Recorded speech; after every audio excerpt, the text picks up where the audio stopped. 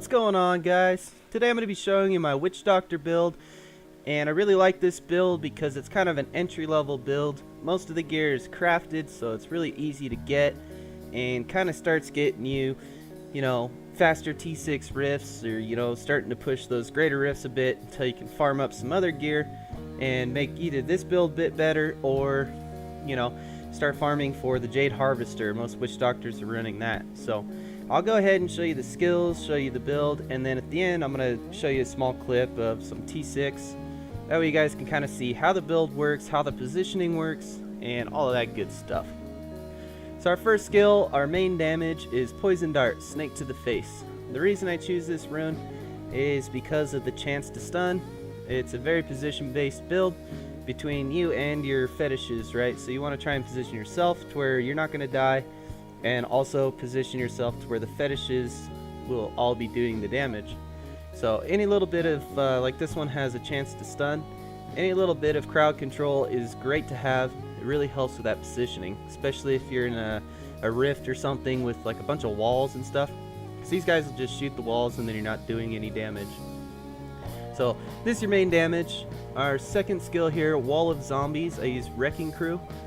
And this kind of taunts the enemies to where they're attacking the wall. Again, it allows you to set up, allows you to bring your fetishes where you want. Really good skill. There's some other skills that work really good too. And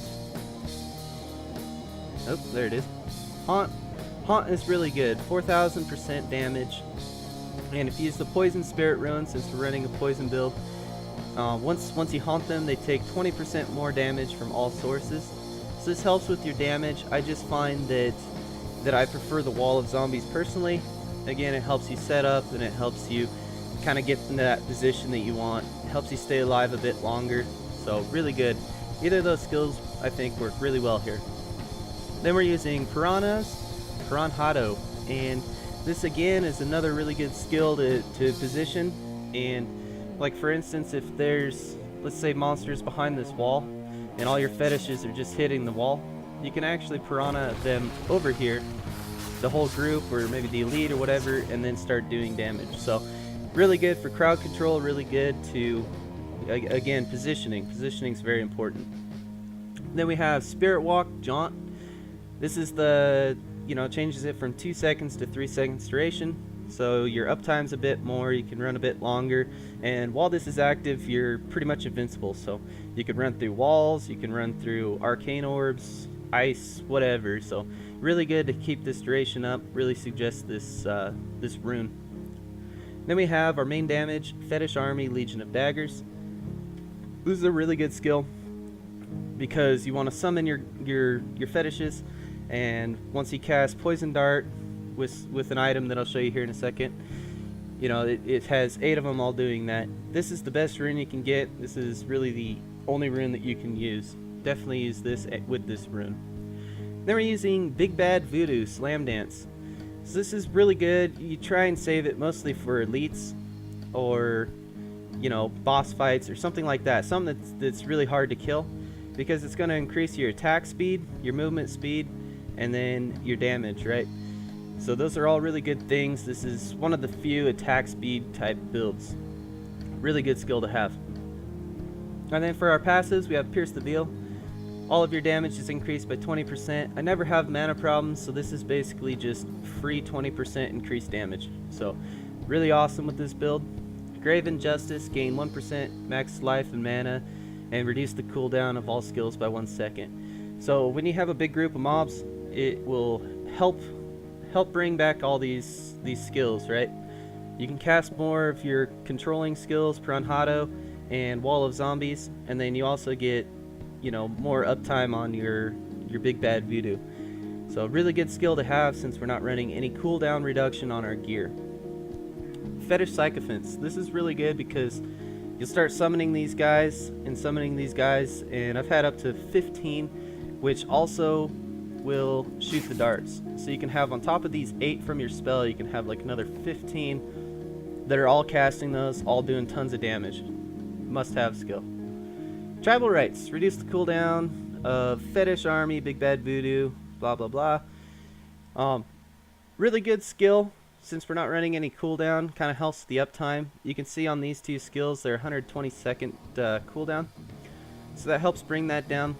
If you're going to change any of these passives, I would say probably change this one. The other three kind of need to stay. They really help the build a lot.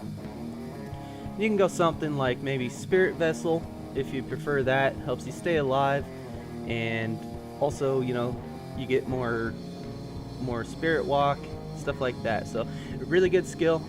Bad Medicine helps with survivability. So once you deal poison damage, and all we're doing is poison damage, they'll do less damage to you, so it's really good.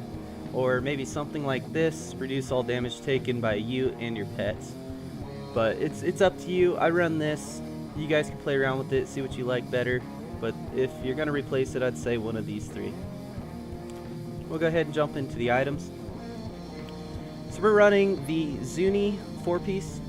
So we have here the Zuni boots, and you know, the stats are pretty self-explanatory. You want it, Vit, and then you really want to try and get the secondary, some kind of secondary resistance. This one has Arcane. Doesn't really matter. The secondary resistances are much better than like bonus XP for monster kills or reduce level requirement or something. You know, if you can get these with secondary all resist or any kind of resist, it's really good. So that's what you want to go for. So we're running Zuni's boots, Zuni's mojo, and Zuni's chest. Again, they have, except for this one, they have the secondary resist, which is really good. And these are actually fairly common. Zuni's pretty commonly dropped, at least for me. And I picked these up really quick. Then we're running a Royal Ring of Grandeur, and this is going to help with all these sets to where they're all at the full. You can see, like, I'm only using 3 pieces of Zuni, but I got the 4-piece bonus from this. Plus, this is really easy to farm. There's a ton of groups farming Act 1, Torment 6 bounties, you know. So you can get those catches really quick, really easy, and kind of pick what ring you want. This ring's pretty good. If you don't have a ring quite this good, it's still okay to use it. I mean, you need those set bonuses, right? And then for pants, we're going to use Canes. Again, Int, Vit, and increase poison dart damage. That's our main damage dealer. And a secondary resist. Really good and craftable, right? So anybody can make this and use it. Caden's gloves to finish off our 3-piece bonus. This has Int, Vit, crit hit damage, crit chance, and a secondary resist. The ideal gloves would be crit hit chance, crit hit damage, intelligence, and attack speed. And you can keep crafting these depending on your mats or money or whatever. You can keep crafting these and get those ideal gloves. I haven't yet, but I'm going to because I really like this build. I think it's a lot of fun. And again, it's craftable. You get these just by clicking a button. So really good. Some guys will be asking, you know, why aren't you using Tasker and Theos? Well, because we're not, the attack speed of our pets doesn't matter. It's the attack speed of us. Every time we cast, they cast, and it's all these different darts going all at once. So this right here, the Cane's 2-piece, attack speed increased by 8%. That's why we want it. And then the 3-piece is it's, you know, increased bonus experience, cool. But really, it's that 2-piece bonus that you want, and they're both craftable. For the belt, we're using the Witching Hour. Now this is a really hard belt to find. You know, it's really rare, and this one rolled pretty decent. But if you don't have this, another really good option would be the Fleeting Strap, which is also craftable. And that's going to increase your attack speed, which is what we're looking for, and give you some other, you know, good stats. This one here happened to roll from Kadala, and was really excited. I mean, it's a pretty good belt. So this is best in slot. If you don't have it, don't worry. Craft a Fleeting Strap. The build's going to work great. For our shoulders, we have Oghild's Power. Again, Int, Vit. The 15% life, I'd rather have all res. And then increase Fetish Army damage with the secondary resist. These are decent. Obviously, there's better, you know, you can craft something a little bit better, but these are decent. They got me going, and I really wanted to show you guys this build because, like I said, it's a ton of fun and easy to get online. And then the helm. This is what makes this build work. So Your fetishes shoot a poison dart every time you do. That's the secondary, or that's the legendary effect, which is awesome. You need this helm for this build to work, and it's kind of a pain in the butt to get, but if you join groups of witch doctors running rifts, you have a higher chance to get it. You know, they might find one that's not an upgrade for them, or maybe they don't want to use the Carnevil and they'll drop it for you, or you just have, you know, better chance.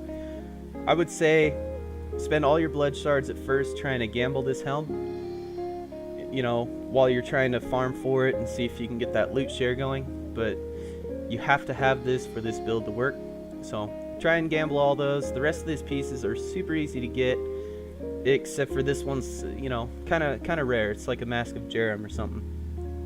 So once you get this, you're online. This one's decent, 740 int, some crit hit chance, life per hit, and then, you know, max mana rather than all res.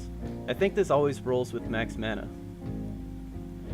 For our amulet, we have something that I found while I was farming for my Royal Ring of Grandeur, and it's not great, but it works. The build works good even with this, and it's just a simple crit hit chance, crit hit damage, in a socket.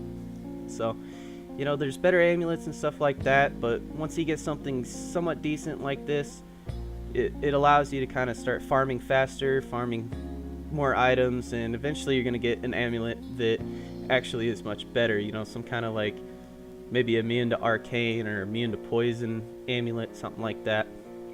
But crit hit chance, crit hit damage, I would like if I didn't have to roll a socket onto it. Instead I have intelligence. If it had a socket, I would have rolled the intelligence off, put maybe poison damage or attack speed or something. Those are both good options. For our bracers, we have a guild search, and this again is craftable, so super easy to get the stats you want. This one has int vit, crit hit chance, and poison damage. It'd be nice if it had a secondary resist, but you know, these are the stats that I need, and it's ancient, so the int and vit are a little bit higher, which is pretty good. For our second ring, we have just a Leoric Signet. This just kind of, it's but it rolled with decent stats, right? Crit chance, crit damage, and a socket. So that's what we were looking for. Plus, it's got a secondary poison resistance, which again is good. You know, any bit of that secondary resistance you can get just helps your overall survivability. So this one, you know, we could have like crit chance, crit hit damage, and then maybe, you know, something else. Reduce all resource cost isn't that good because we're not really using hardly any resource. Like I said, we never have a problem with mana. But there you guys go.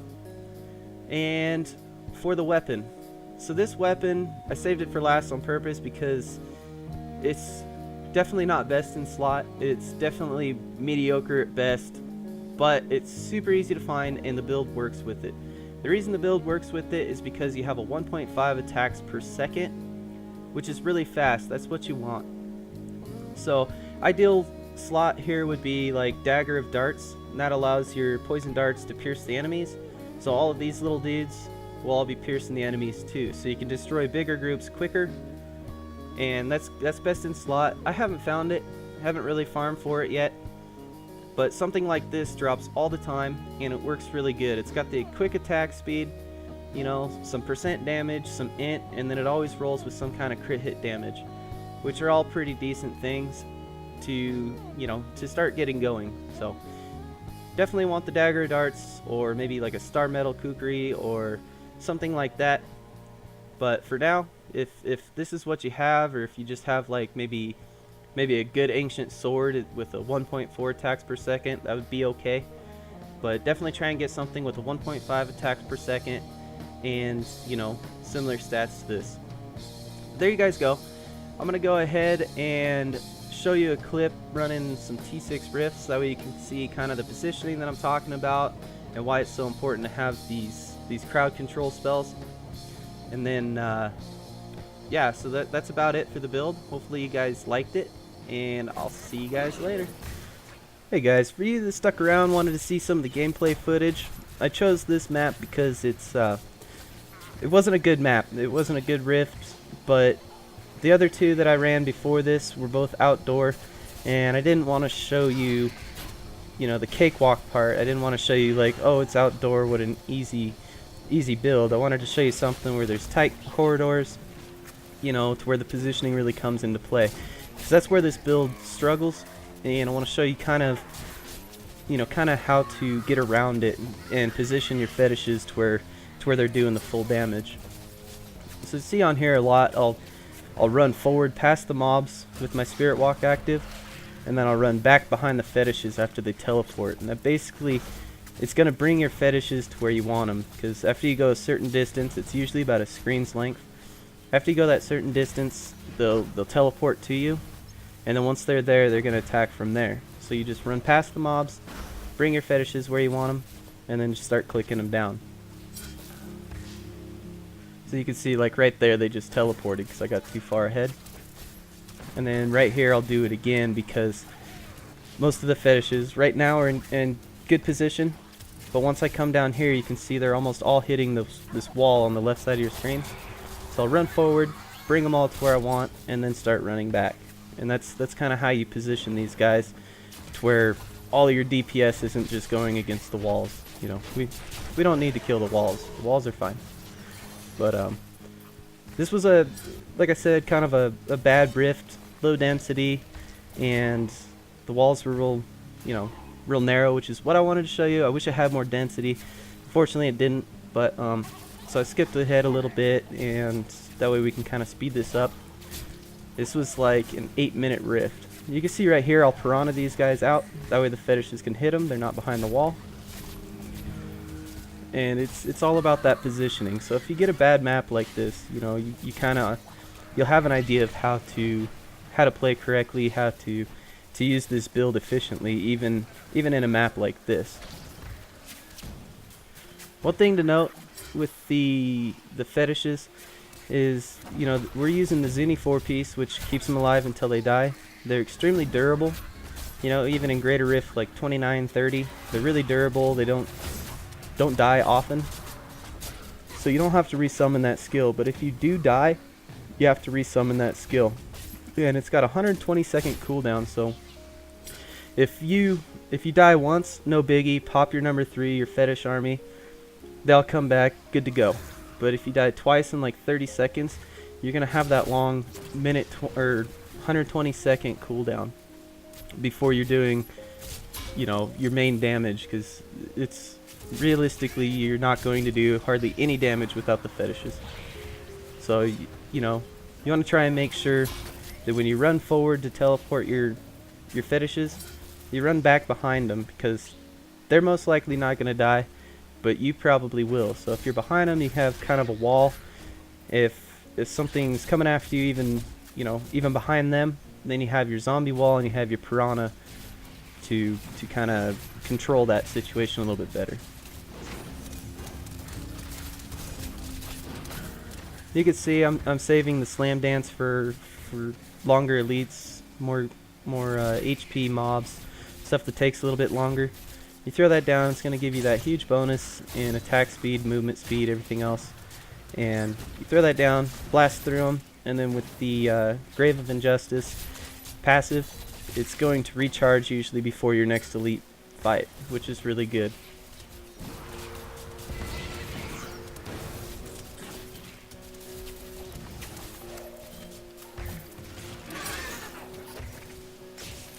And you'll see how fast this build kills like single target, like the Rift Guardian. It actually does quite well against it. It blasts him down pretty quick.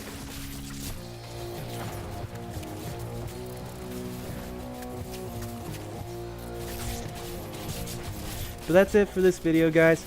If you want to see maybe a faster rift like an outdoor one, I could post that too. I just kind of felt like that was cheating, so I didn't want to post it, you know what I mean? So here's like a worst case scenario rift. You can see that the build works. It's all the same gear, I promise. And there you guys go. Thanks for watching, guys. If you enjoyed, please leave a like and don't forget to subscribe.